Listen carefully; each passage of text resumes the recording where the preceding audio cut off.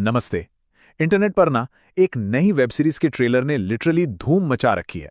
तो आज हम इसी ट्रेलर का एक ब्रेकडाउन करेंगे और ये जानने की कोशिश करेंगे कि आखिर इसके बारे में इतनी बातें हो क्यों रही हैं। 22 लाख ये सिर्फ एक नंबर नहीं है, बल्कि ये इस बात का पक्का सबूत है कि क्रिएटर आशीष चंचलानी के नए ट्रेलर ने कितनी तेजी से लोगों का ध्यान अपनी तरफ खींचा है। और ये व्यूज पता है कब आए? सिर्फ 4 घंटों के अंदर। किसी चीज का इतनी तेजी से वायरल होना अपने आप में ये बताता है कि इस ट्रेलर में जरूर कुछ तो खास है जिसे समझना बनता है। तो आखिर ये एकाकी है क्या चीज? सीधे शब्दों में, ये एक सुपरनैचुरल हॉरर कॉमेडी सीरीज है और इसकी कहानी का जो बेस है ना, वो जितना क्लासिक है उतना ही इंटरेस्टिंग भी लग रहा है। कहानी का हुक काफी जाना पहचाना सा है।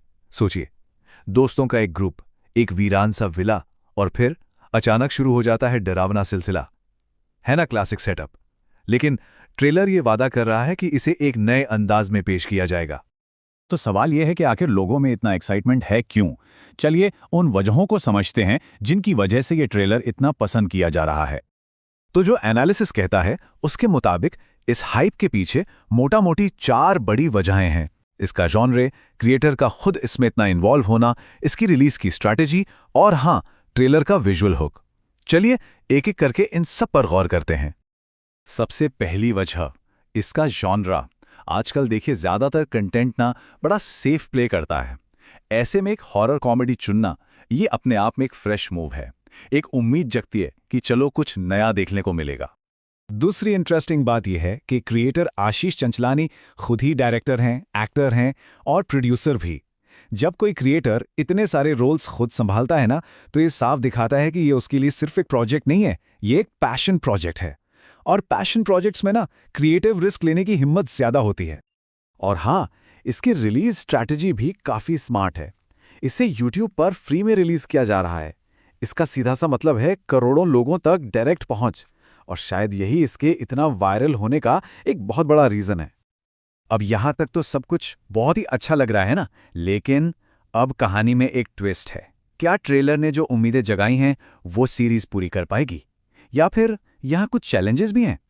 तो अब बात करते हैं उन पोटेंशियल चैलेंजेस की, उन हर्डल्स की जो इस सीरीज के सामने आ सकते हैं और जो हमें थोड़ा सा कॉशियस करते हैं।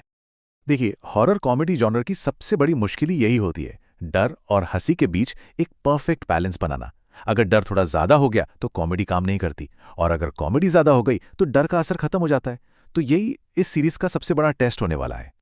ये एनालिसिस कुछ जरूरी सवाल भी उठाता है, जैसे ट्रेलर में जो हॉन्टेड हाउस वाला ट्रोप है, उसको देखते हुए क्या कहानी में सच में कुछ नया होगा? क्या पूरी सीरीज ट्रेलर जैसी टेंशन मेंटेन कर पाएगी? और वही सबसे बड़ा सवाल, क्या डर और कॉमेडी का मिक्सचर एंड तक सही बैठेगा? और सच कहूं तो यही सबसे बड़ा रिस्क है। एक वीरान घर, दोस्त फंस गए, ये कहानी हम सब ने कई बार सुनी है, देखी है। तो अगर स्टोरी में कुछ नया, कुछ शॉकिंग ट्विस्ट नहीं आया, तो सीरीज के घिसे पिटे लगने का पूरा खतरा है, और फिर ये अपनी अलग पहचान नहीं बना पाएगी। तो इन सब बातों को मिलाकर फाइनल कंक्लूजन क्या निकलता है? आइए देखते हैं कि एक्सपर्ट्स का क्या कहना है, और जब सीरीज आए तो देखने वालों को क्या देखना चाहिए।